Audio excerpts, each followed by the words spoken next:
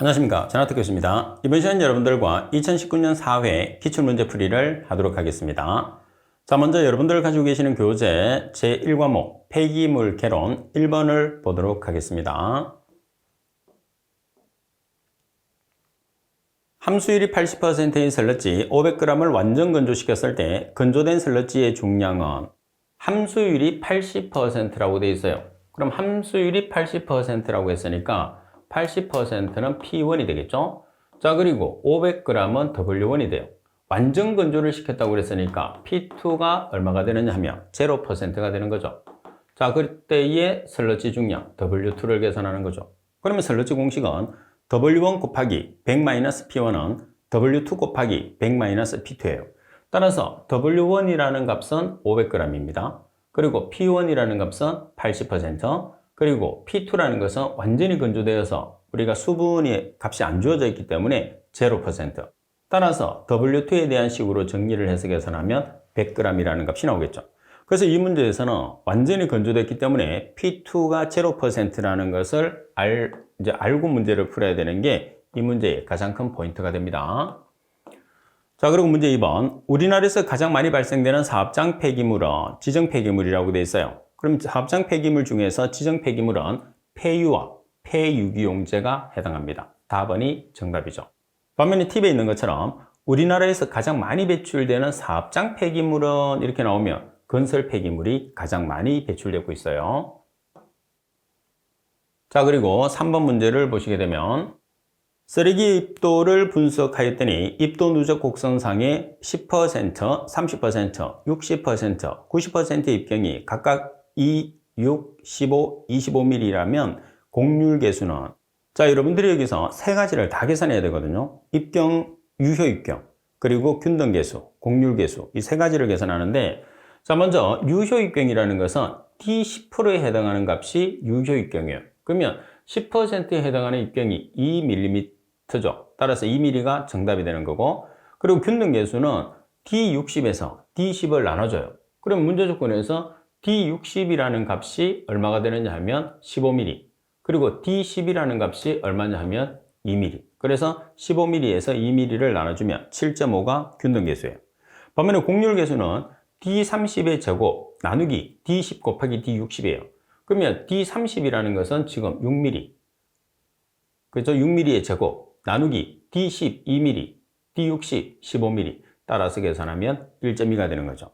그래서 여러분들 시험에서는 곡률계수, 유효입경, 균등계수 이 세 가지가 다 나올 수가 있기 때문에 이 세 가지를 정확하게 여러분들이 숙지를 하고 계셔야 됩니다. 공식만 알고 있으면 문제를 풀 수 있잖아요. 그죠?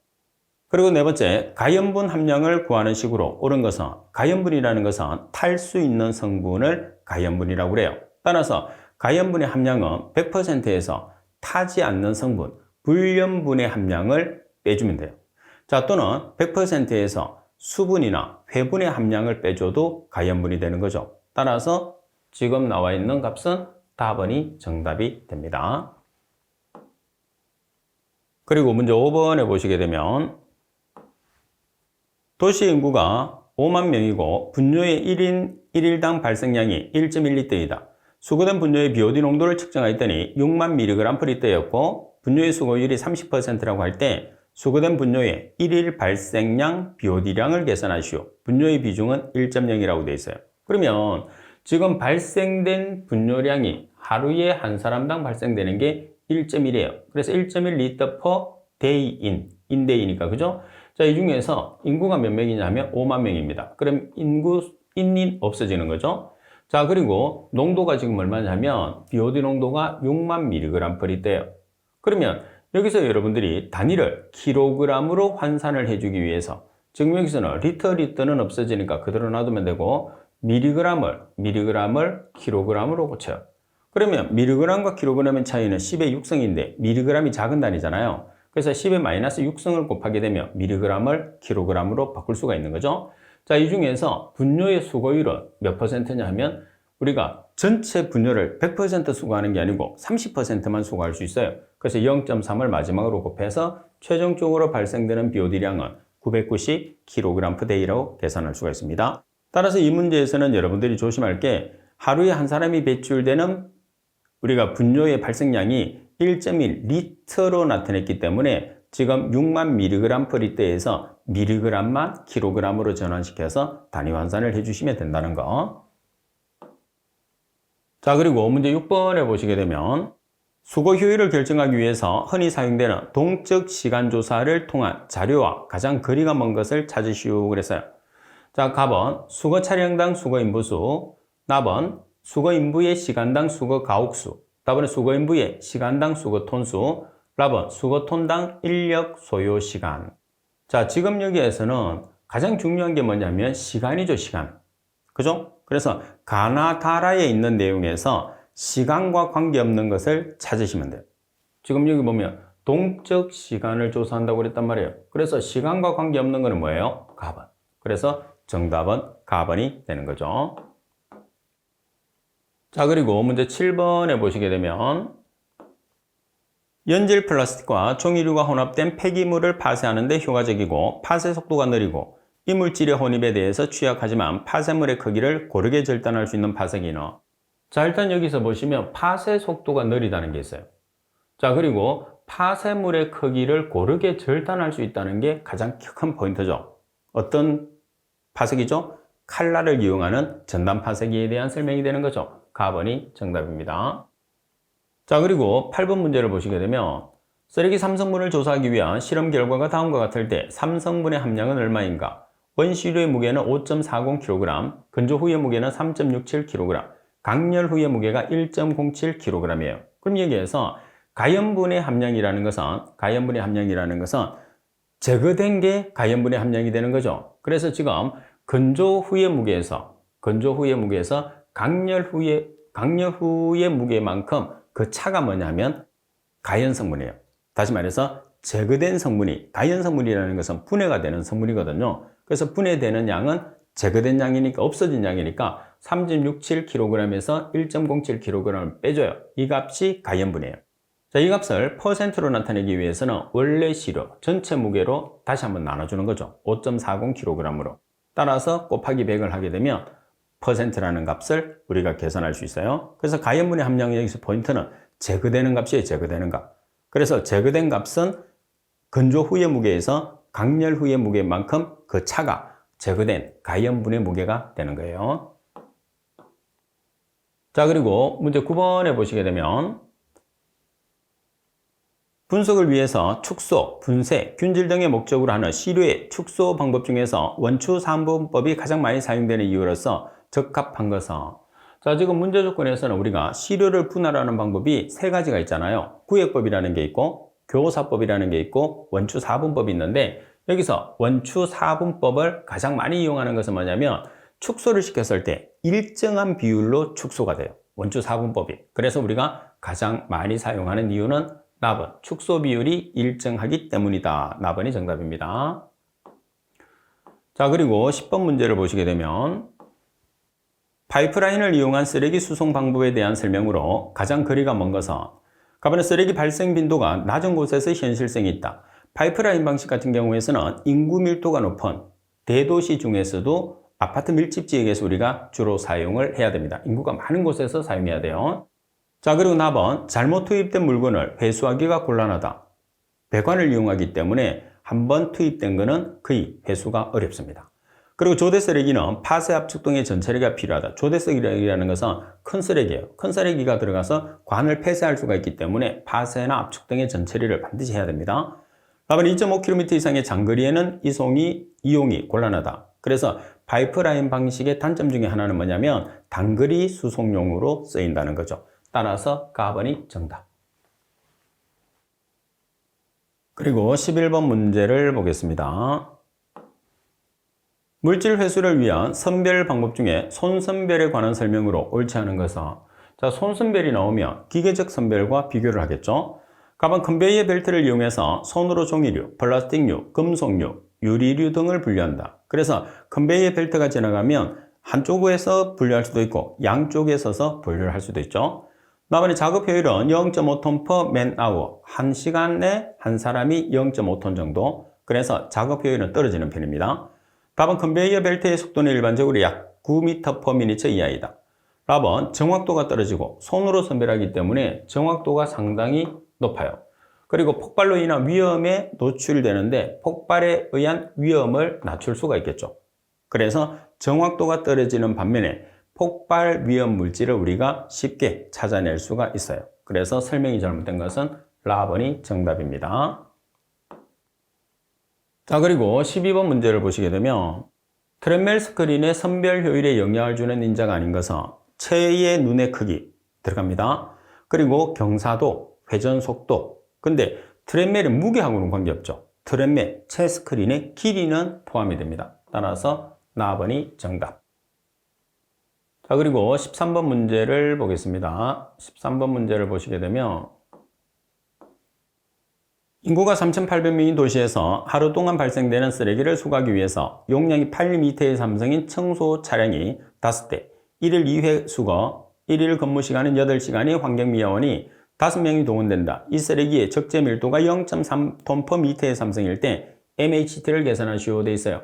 MHT라는 값은 man hour 나누기 톤이죠. 따라서 MHT의 값이 작으면 작을수록 수거 효율이 높다고 보시면 됩니다. 그러면 man이라는 것은 수거 인부수, hour라는 것은 인부의 작업시간, 톤이라는 것은 수거 실적이에요. 그러면 지금 문제 조건에서 지금 환경미화원이 몇 명이죠? 5명. man이 5명이에요. 자, 그리고 작업시간은 하루에 8시간. 자, 그리고 수거 실적은 지금 우리가 적재 밀도가 0.3톤/m의 삼성짜리를 쓰고요. 자, 그리고 지금 우리가 쓰레기 수거 차량의 용량이 8m의 삼성이에요. 그래서 한 대 1회 8m의 삼성의 수거 차량을 씁니다.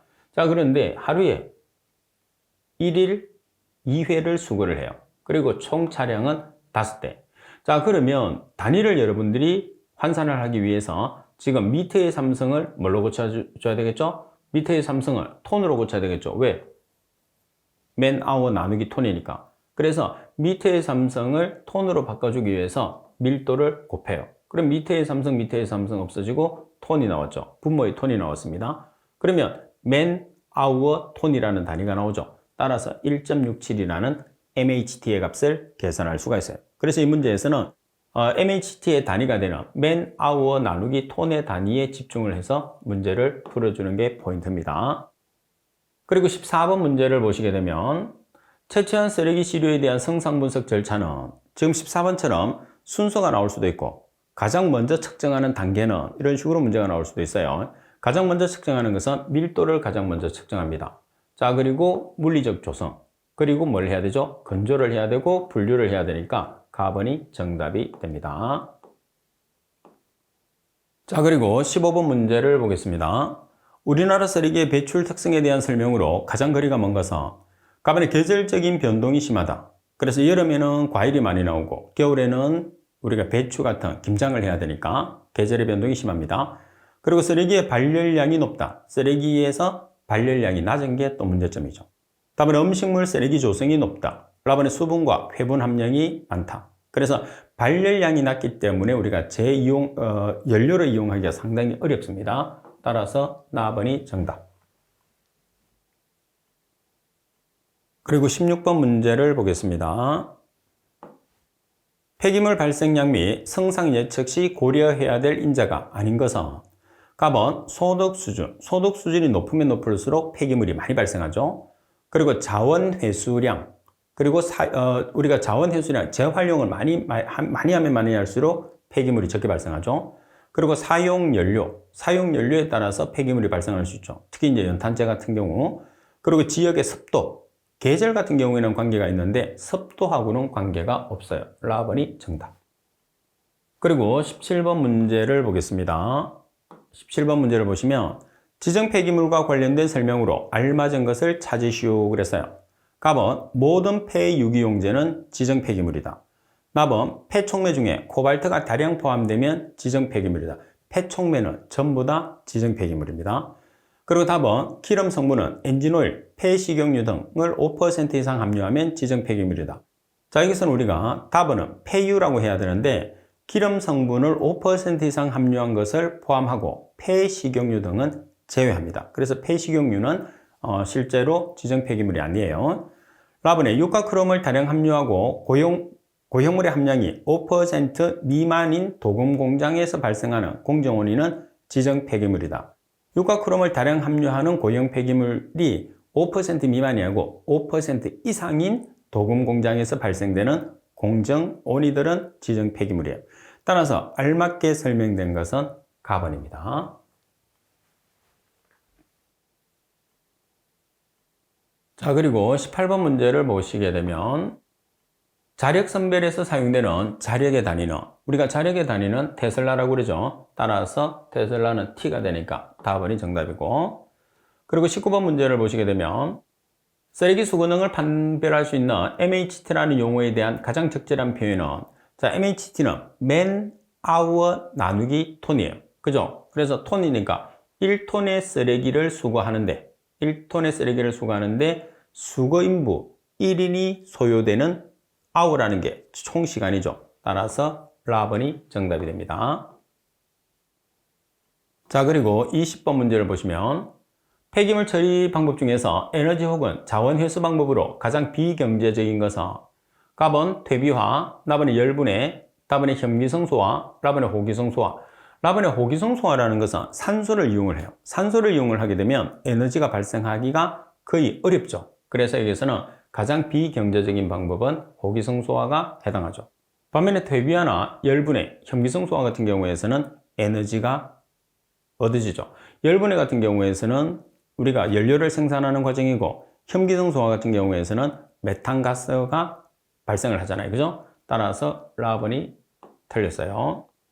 자, 그리고 저희 과목 폐기물 처리 기술입니다. 자, 21번. 처리 용량이 20kl per day인 분뇨 처리장에서 가스 저장 탱크를 설계하고자 한다. 가스 저류 기간을 3시간으로 하고 생성 가스량을 투입량의 8배로 가정한다면 가스 탱크의 용량을 계산하시오 그랬어요. 자, 이 문제는 간단하게 계산할 수 있습니다. 일단 킬로리터라는 것은 뭐와 동일하죠? 미터의 삼성이에요. 그러면 처리 용량이 20kl per day인 분뇨 처리장이에요. 그러면 이 분뇨 처리장에서 생성 가스량은 투입량의 8배야. 그럼 투입량이 20kl per day잖아요. 이 값의 8배. 그러면 day를 없애면 미터의 삼성이 나오잖아요. 그래서 day를 없애기 위해서 뭐를 곱하느냐? 저류시간 3시간을 곱해. 그냥 곱하면 안 되죠. 3시간을 day로 고쳐야 돼. 그럼 하루는 24시간이니까 3시간 나누기 24를 하게 되면 day가 되거든요. 자, 그래서 20kl를 20m의 삼성으로 고쳤어요. 자, 그런 다음에 여기에 8배, 가스가 8배가 나온다 그러고, 뭐 뒤쪽에 곱해도 되고, 그래서 이 값이 가스의 발생량이에요. 자, 그러면 day를 없애기 위해서 3시간을 day로 고쳐. 그래서 하루는 24시간이니까 3시간 나누기 24를 하게 되면 day가 되거든요. 따라서 day 없어지니까 어떤 단위만 나오죠? 미터의 삼성. 그래서 우리가 계산하고자 하는 저 가스 탱크의 용량 20m의 삼성이라는 값이 산출이 되는 거죠. 그래서 21번 같은 경우에서는 공식을 이용하는 게 아니라 간단한 단위 환산을 통해서 문제를 풀게 되죠. 자, 그리고 22번. 비정상적으로 작동하는 소화조에 석회를 주입하는 이유는, 자, 우리가 석회를 라임이라고 하는데 석회를 주입하는 이유는 뭐 때문에 주입하느냐? 그리고 일단 석회라는 것은 알칼리성이에요. 그래서 주로 pH, 산성이나 알칼리성 물질을 주입하는 이유는 pH를 조절하기 위해서 넣는 게 일반적인 경우예요. 여기서도 마찬가지입니다. pH를 조절하기 위해서인데 알칼리성 물질을 주입하니까 pH가 낮아지나요? 높아지나요? 높아지죠. pH가 낮아진다고 하면 pH 7 이하로 되는 거, pH가 높아진다고 하면 pH가 7 이상으로 되는 것을 높아진다고 이야기하는 거죠. 자, 그리고 23번 문제를 보시게 되면 연직 차수막 공법의 종류와 가장 거리가 먼 것은, 연직 차수막 공법은 4가지가 있어요. 가번에 강늘 말뚝, 나번에 어스라이닝이라는 것은 없어요. 그라우트 공법, 그리고 굴착에 의한 차수 시스템 해설법, 라번에 어스댐 코어. 그래서 나번이 틀렸고, 그리고 여러분들이 차수막의 종류가 연직 차수막과 표면 차수막 2가지가 있잖아요. 그래서 연직 차수막과 표면 차수막 이론에 보면 표로 정리를 해놨어요. 그 표를 반드시 보고 비교를 해야 됩니다. 특히 이제 우리가 지하수의 집배수 시설이 필요하냐, 그리고 경제성적인 면에서 꼭 비교를 해 놓으셔야 돼요.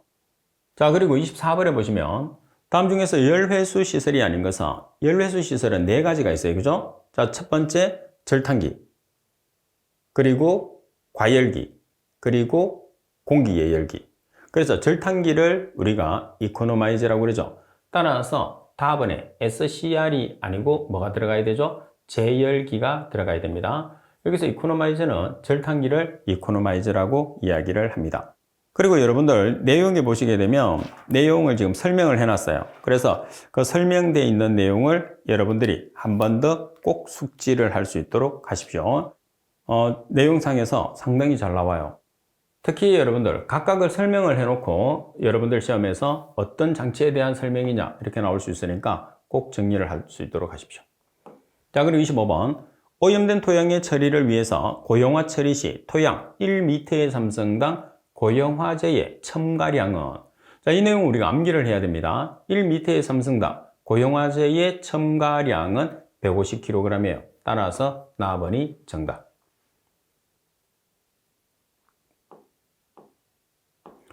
자, 그리고 26번 문제를 보겠습니다. 효과적으로 퇴비화를 진행시키기 위한 가장 직접적인 중요인자는, 자, 퇴비화를 진행시키기 위해서 가장 중요한 것은 뭐냐면 우리가 탄소와 질소의 비입니다. 그래서 탄질소비가 너무 낮으면 20 이하가 되면 악취가 발생하고, 그리고 80 이상으로 너무 크면 퇴비화에 소요되는 시간이 길어진다고 그랬잖아요. 그래서 가장 중요한 요소는 탄소와 질소의 비라는 거. 자, 그리고 27번 문제를 보겠습니다. 매립지의 구분 방법으로 옳지 않은 것은 가번 매립 구조에 따라서 혐기성 위생, 계량 혐기성 위생, 준호기성, 호기성 매립으로 구별한다. 다음에 매립 방법에 따라서 불량, 친환경, 안전 매립으로 구별한다. 다음에 매립 위치에 따라서 육상, 해안 매립으로 구별한다.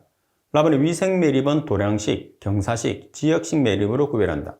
자, 여기서 설명이 잘못된 것은 매립 방법입니다. 자, 매립 방법에 따라서 단순 매립, 위생 매립, 안전 매립으로 우리가 구별하죠. 따라서 나번에 대한 설명이 잘못됐습니다.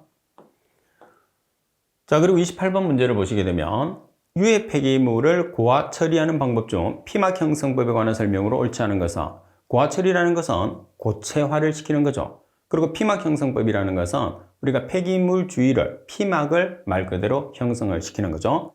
자, 낮은 혼합률을 가진다고 그랬어요. 낮은 혼합률.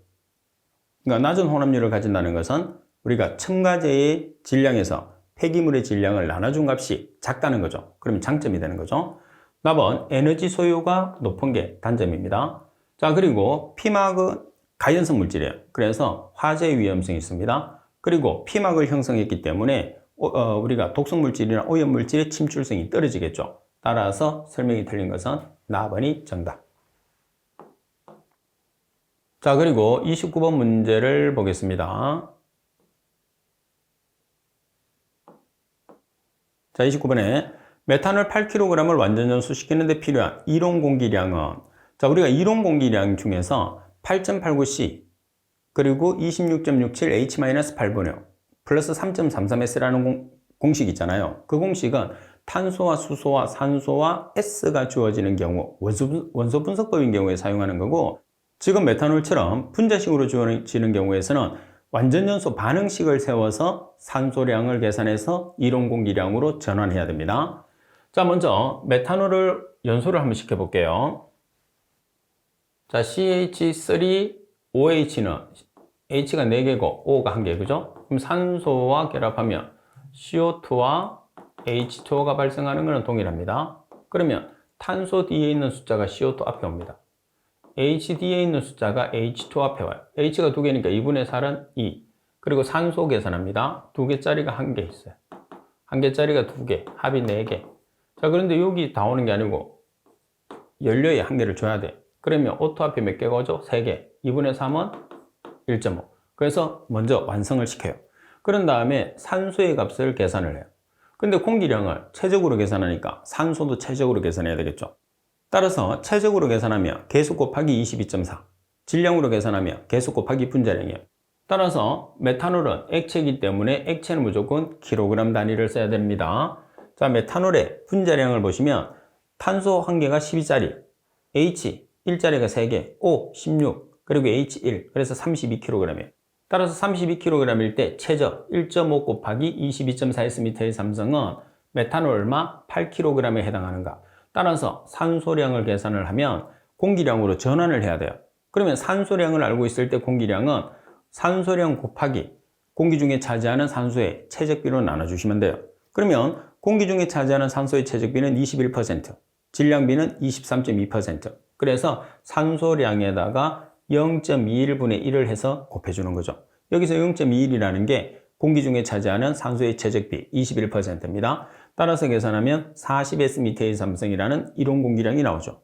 그래서 말씀드린 것처럼 우리가 이론 공기량을 계산했을 때 원소 분석법으로 주어지면 8.89C 플러스 26.67 H-8분의 5 플러스 3.33S라는 공식을 이용하시면 되고, 지금처럼 원소 분석법이 주어지는 게 아니고 분자식으로 주어지게 되면 완전 연소를 시킨 다음에 산소량을 계산해서 공기량으로 전환을 해서 이론 공기량을 계산한다고 생각을 해서 두 가지로 반드시 정리를 해놔야 됩니다. 자, 그리고 30번. 분열을 현미성 소화 방식으로 처리하기 위해서 직경이 10m, 높이가 6m의 소화조를 실시하였다.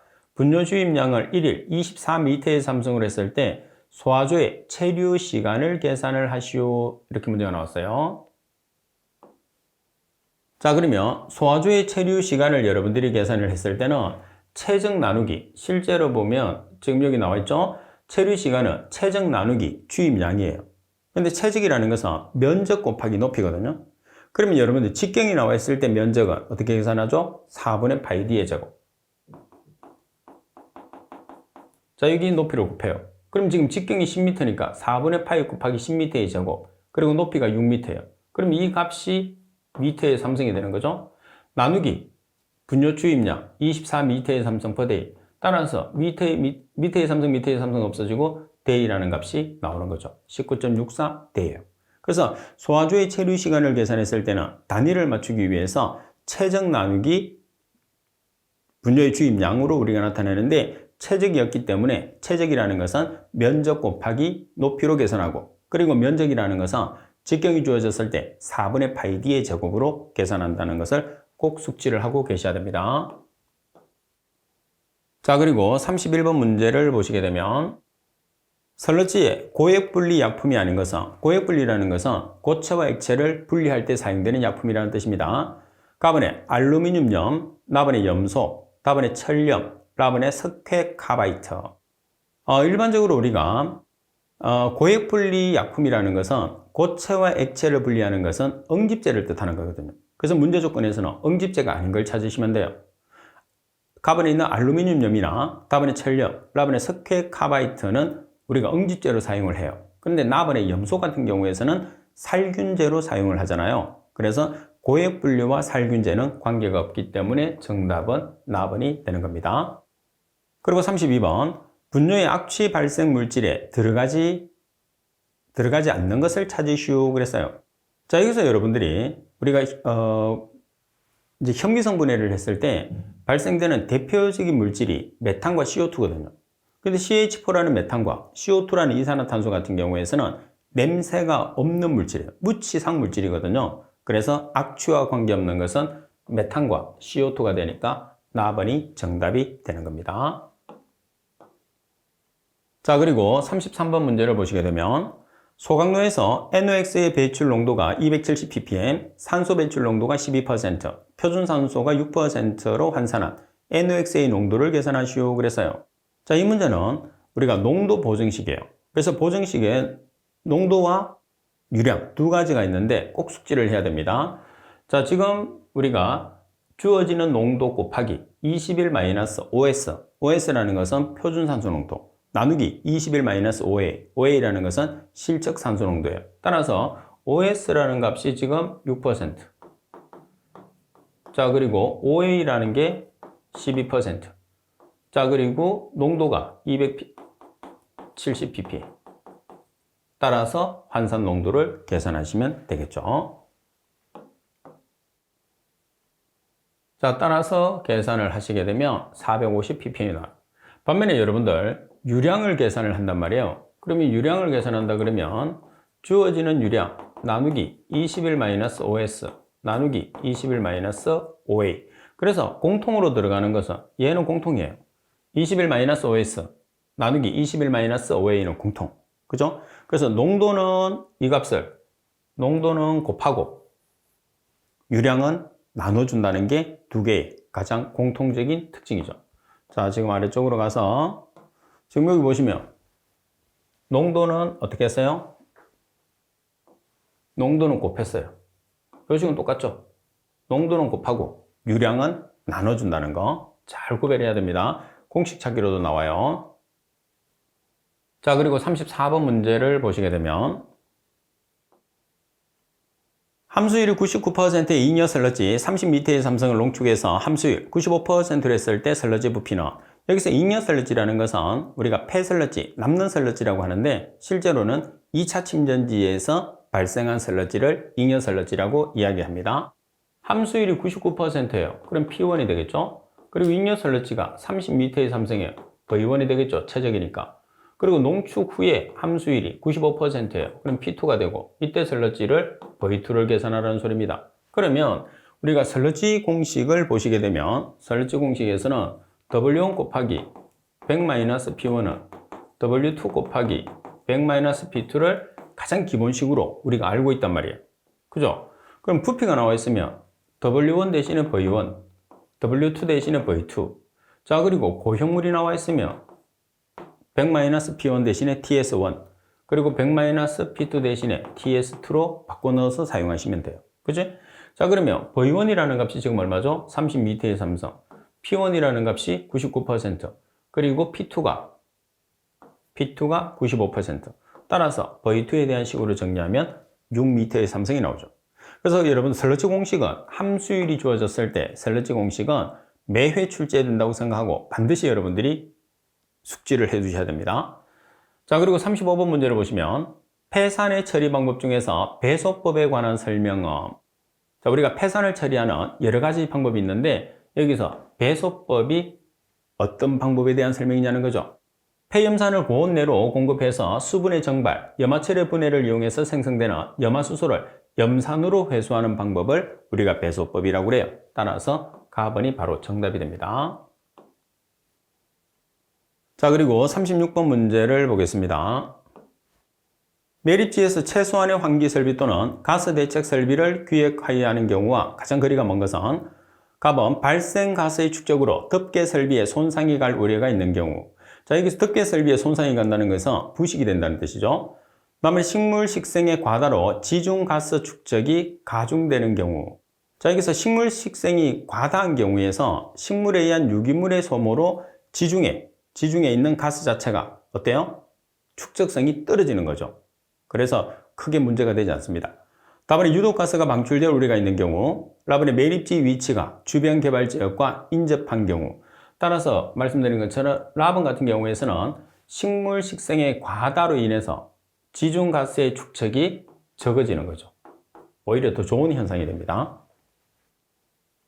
자, 그리고 37번 문제를 보시게 되면 포도당, 유기물이 포도당이에요. 1kg을 혐기성 소화시킬 때 이론적으로 발생하는 메탄량은, 우리가 혐기성 소화를 시킨다는 것은 이제 포도당을 혐기성 소화를 시킨다는 것은 CO2와 CH4로 발생을 시킨다는 소리입니다. 그래서 포도당이 탄소가 6개 있으니까 반을 나눠주는 거예요. 그래서 CO2 3개, 메탄 3개. 자, 그러면 포도당이 1kg이니까 분자량을 써야 되고, 그리고 메탄의 발생량도 kg이니까 분자량을 써야 돼요. 그러면 포도당의 분자량을 계산해 보면 탄소의 원자량 12짜리가 6개, 그리고 1짜리가 12개, 16짜리가 6개. 그럼 얼마가 되느냐면 180이에요. 반면에 메탄은 CH4거든요. CH4는 탄소 12, 수소 1짜리가 4개, 16이에요. 그래서 180kg일 때 메탄 3 곱하기 16kg은 지금 유기물 1kg에 해당하는 메탄. 따라서 대각선으로 곱해서 X가 있는 항으로 정리하면 0.27kg이라는 우리가 메탄의 발생량을 계산할 수가 있는 거죠. 자, 그리고 38번 문제를 보시게 되면 매립지 위치 선정 시 적당한 곳은, 자, 매립지 위치 선정 시에 가장 중요한 내용 중에 하나가 지하수예요. 그래서 지하수가 오염되지 않는 것이 가장 핵심인 거죠. 그러면 지하수위가 높은 게 좋을까요? 지하수위가 낮은 게 좋을까요? 지하수위가 낮으면 낮을수록 매립지를 위치를 선정할 때 아주 유리하겠죠. 그래서 지하수위가 낮은 곳이 중요합니다. 자, 그리고 39번 문제를 보면 매립지의 침출수 수질을 결정하는 가장 큰 요인은, 자, 여기서 침출수에서 가장 크게 침출수량에 가장 크게 영향을 주는 것은 강우입니다.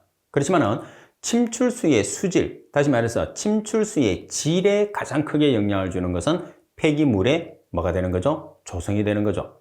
폐기물의 성상, 다시 말해서 폐기물이 어떤 물질로 구성되어 있느냐에 따라서 침출수의 수질이 결정되는 거죠. 그래서 여러분들이 조심해야 됩니다. 침출수량을 결정하는 것은, 가장 중요한 것은 빗물입니다. 빗물. 그렇지만은 침출수의 질을 결정하는 것은 폐기물의 조성이라는 거 헷갈리면 안 돼요. 자, 그리고 40번에 보면 설러지를 최종 처분하기 위한 가장 합리적인 처리 공정 순서는, 설러지라는 것은 수처리를 하고 우리가 남은 찌꺼기를 이야기를 하는 거죠. 수처리를 하게 되면 찌꺼기가 가라앉잖아요. 그걸 설러지라고 해요. 가장 먼저 어디서부터 시작하느냐 하면 설러지는 농축 단계부터 시작을 해요. 그래서 2번부터 시작을 해야 됩니다. 자, 그런 다음에 두 번째 단계는 뭐냐면 소화조, 안정화 단계에 들어갑니다. 그럼 두 번째는 F가 나와야 돼요. F.